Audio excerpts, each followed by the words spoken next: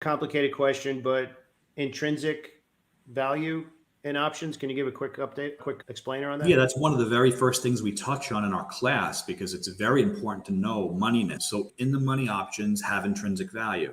So basically the strike price is lower for a call. It will be lower than the current price. So what you're doing is when you're buying an option that's in the money, you have a coupon that says, hey, I have the right to buy this at a cheaper price than where it's trading.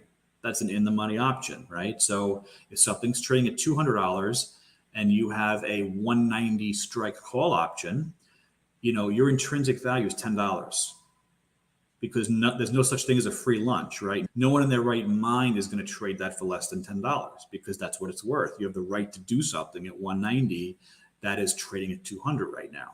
So that's all intrinsic value is. It's the absolute value of that coupon you're buying, right? Now, if you're buying something that's at the money, if you buy the $200 call option and it's trading at $200, your intrinsic value is zero.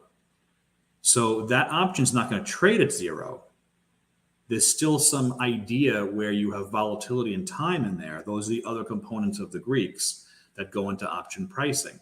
So you might pay $2 and I don't know, you might pay $2.05 for an at the money option, right? So that $5 is extrinsic value.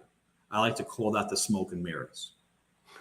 That's the volatility and time component. So every option has two components, intrinsic and extrinsic. Sometimes it's zero for intrinsic, but then there's always extrinsic until you reach expiration. At the very moment of expiration, when the option's about to go to heaven and die, all is left is intrinsic value.